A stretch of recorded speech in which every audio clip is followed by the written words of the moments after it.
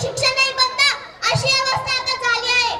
पहिली ते 8वी मुलांना पास करावे लागते, 9वी ते 12वी विद्यार्थी हे कसे पास होतात हे मी न सांगितलेलेच बरे। आपल्या सर्वांना माहित आहे जेव्हा पायच मजबूत नसतो तेव्हा इमारत तरी कशी मजबूत राहणार।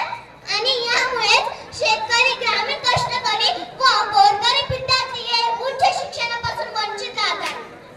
अनेक अडथळ्यांच्या शर्यती पार पाडत ग्रामीण भागातील विद्यार्थी हा गावातून शहरात येतो। महागडे उच्च शिक्षण, शहरात राहण्याचा खर्च, खाजगी शिकवणी यांचा खर्च, त्या सर्व गरीब व कष्टकरी कुटुंबाच्या आवाक्याबाहेर असतात। आणि उच्च शिक्षण घेण्याचा प्रत्येक विद्यार्थ्याला मोफत शिक्षण, शिष्यवृत्ती, निवास व्यवस्था उपलब्ध होत नाही।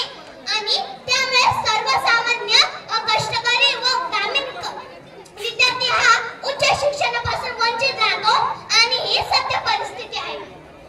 आजची शैक्षणिक परिस्थिती पाहून असं म्हणावंसं वाटतं, पूर्वी जेवढ्या खर्चात पालकांचे पीजीचे शिक्षण पूर्ण व्हायचे, आता तेवढाच खर्च पाल्यांच्या केजीला येतो।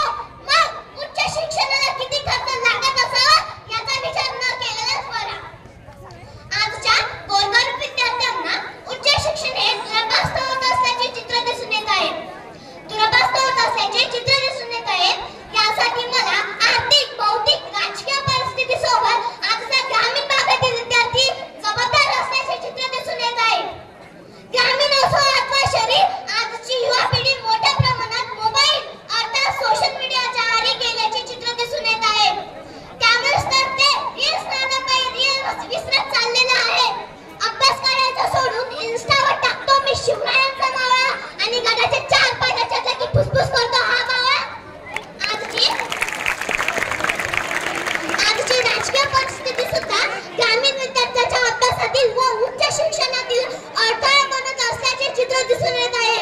यावरच म्हणावंसं वाटतं, बापयाचा तडफडून मेला बिना ऑक्सिजनचा रोडवर, बापयाचा तडफडून मेला बिना ऑक्सिजनचा रोडवर। तरीही निवडणूक आली की हा भाऊ दादा बोंबलत फिरेल फक्त 500च्या नोटेवर आणि मट्टाच्या बोटेवर। उच्च शिक्षण घेऊन किती जणांना नोकऱ्या लागतात हा सुद्धा संशोधनाचा विषय आहे। अगदी जागरूक स्त्रियांच्या नोकरीसाठी सुद्धा लाखो उच्च शिक्षित पदवीधर फॉर्म भरतात। यावरून कळते आपल्या भारत देशात किती बेरोजगार आहे हे स्पष्ट होते। आणि तसंही आपले नेते म्हणतातच की पीएचडी करून काय दिवे लावणार म्हणून एकीकडे नोकर भरती होत नाही आणि झालीच तर ज्याचा वशिला तोच काशीला। या वृत्तीप्रमाणे नोकर भरतीत मोठ्या प्रमाणात घोटाळा होतो। पोलीस भरती, आरोग्य भरती, तलाठी, ग्रामसेवक व इतर पदांसाठी झालेल्या परीक्षांमध्ये मोठ्या प्रमाणात हायटेक, कॉपी, भ्रष्टाचार व घोटाळा झाल्याची उघड झाली आहे। त्यामुळेच तर शेतकरी, ग्रामीण कष्टकरी, गरीब विद्यार्थी हा उच्च शिक्षणापासून वंचित राहतो आहे। विषयाला पूर्णविराम देताना एवढंच म्हणावंसं वाटते, संधी मिळेल तुला ही तू लगेच हिर मसू नकोस, संधी मिळेल तुला ही तू लगेच हिर मसू नकोस। आयुष्य खूप सुंदर आहे, तू फक्त खचू नकोस। आयुष्य खूप सुंदर आहे, तू फक्त खचू नकोस, तू फक्त खचू नकोस। एवढे बोलून मी माझे भाषण संपवते। जय हिंद, जय महाराष्ट्र।